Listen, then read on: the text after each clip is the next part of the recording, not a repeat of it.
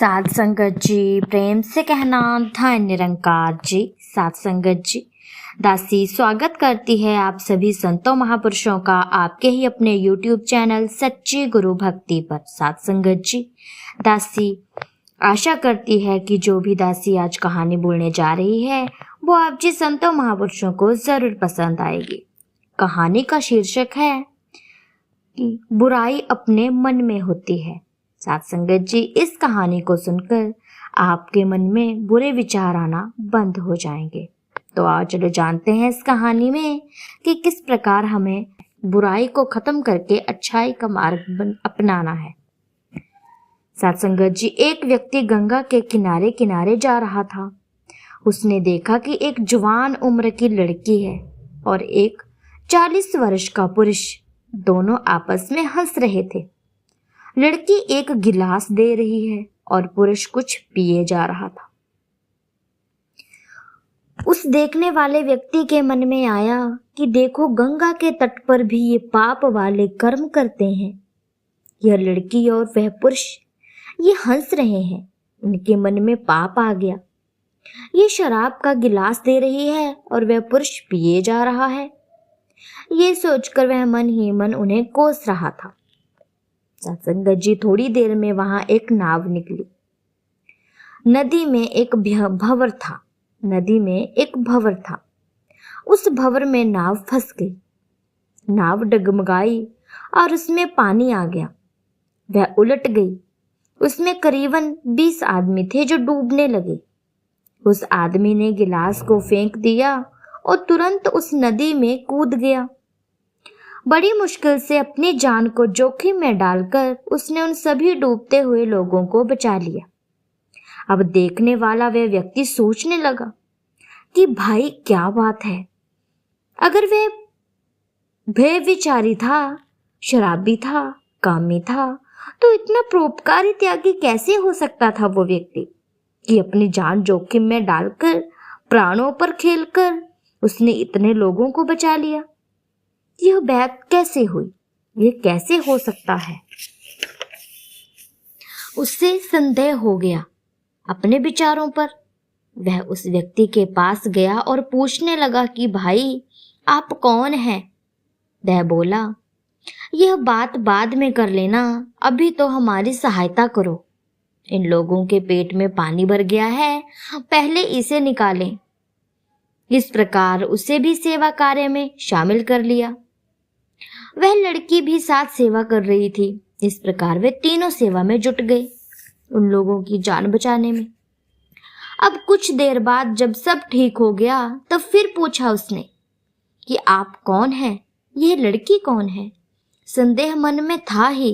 उस आदमी ने उत्तर दिया, यह मेरी बेटी है, ससुराल से आज ही आई है। हम बगल के गांव में रहते हैं। घूमते घूमते बात करते हुए गंगा जी के किनारे आ गए। यह हंस हंस कर अपने घर की बातें सुना रही थी और मुझे बड़ी प्रशंसा हो रही थी। इतने में मुझे प्यास लग गई। मैंने कहा, जा बेटी गंगा जल तो ले आ थोड़ा सा, मुझे बहुत प्यास लगी है। यह गंगा जल का गिलास ले आई। मैं पी ही रहा था कि इतने में नाव आ गई। अब इस व्यक्ति ने अपने आप को कोसा और मन ही मन सोचा, देख तो कितना बड़ा पापी है। शराब और व्यभिचारी तो तेरे मन में थे, तेरे मन में, तेरे मस्तिष्क में शराब थी, व्यभिचार था। इस पवित्र गंगा जल के लिए तूने शराब की भावना रखी। पवित्र बाप बेटी के विशुद्ध व्यवहार में अविचार की भावना रखी। तू पवित्र कहाँ है? तेरे मन में तो अभी तक कुलुष भरा हुआ है। साथ संगत जी, उसने खुद को ही कोसा और खुद को ही भला बुरा कहने लगा। उसे समझ में आ गया था कि पाप जो कि हम दूसरों की जिंदगी में ढूंढते हैं वो एक्चुअली हमारी जिंदगी में होता है, हमारे अंदर होता है। पापी व्यक्ति हमेशा ही पाप के बारे में ही सोचता है। साथ संगत जी, हमारे बुजुर्ग कहते थे कि जैसा व्यक्ति खुद होता है ना, वो वैसे ही दूसरे को भी सोचता है, दूसरे को भी वह ऐसा ही सोचता है कि ये भी ऐसा ही होगा।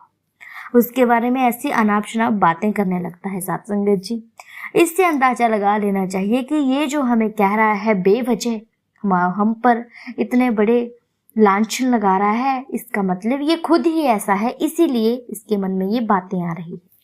तो साथ संगत जी, ऐसा कई बार होता है कि हम लोग अपने मन का पाप, अपने आप की बुराई दूसरों पर आरोपित कर देते हैं और दूसरों को दोषी मान लेते हैं और उनके साथ दुर्व्यवहार करने लगते हैं। तो साथ संगत जी, ऐसा नहीं है। हमें पहले खुद को देखना चाहिए, उसके बाद दूसरे आदमी को जज करना चाहिए। ऐसे ही बिना देखे हम किसी को जज नहीं कर सकते। यदि हम ऐसा करेंगे तो गलत हम ही होंगे, जैसे कि ये आदमी हुआ। हालांकि उस बाप बेटे को तो पता नहीं था कि ये हमारे बारे में क्या सोच रहा है, लेकिन साथ संगत जी, इसे तो पता था ना कि मैं क्या सोच रहा हूं, इसीलिए इसने अपने आप को कोसा कि पाप तो मेरे ही मन में था, मैं तो इन्हें पापी कह रहा हूं, ये तो बिल्कुल ही पवित्र है, अपवित्र तो मैं हूं। इसीलिए साथ संगत जी, हम ऐसा ही कुछ हाल हम लोगों का भी है। हम खुद में बुराई नहीं देखते और दूसरों पर थोपने लगते हैं। गलती किसी और की होती है और सजा किसी और को मिल जाती है। ऐसा नहीं करना है। हमारे घर में भी ऐसा कई बार हो जाता है, आप जी के घरों में भी ऐसा कई बार हो जाता होगा। इसीलिए साथ संगत जी, प्रेम से रहना है। सतगुरु माता जी यही पाठ तो पढ़ाती आ रही हैं और अब भी यही संदेश जगह जगह जाकर के दे रहे हैं कि प्रेम से रहो, प्यार से रहो। ना जाने जिंदगी कब बीत जाए, पता नहीं कितनी जिंदगी लिखी है किसी के हिस्से में। आज कुछ और हैं तो कल कुछ और होंगे। आज हम ठीक हैं तो कल न जाने क्या होगा। आज हम सोएंगे तो पता नहीं सुबह उठेंगे या नहीं। साथ संगत जी, इसीलिए सबके साथ हंस के मुस्कुरा के बात करें। किसी के लिए भी अपने मन में बैर ना रखें। यही इस कहानी का संदेश भी था कि हमें अपने मन की बुराइयों को दूर करना है।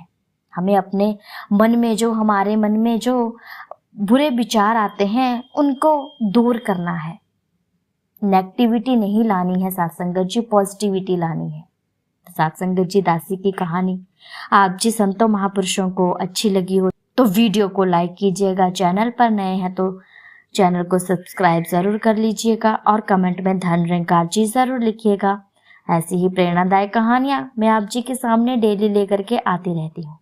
अब मैं मिलती हूँ आपसे नेक्स्ट वीडियो में, तब तक के लिए धन निरंकार जी।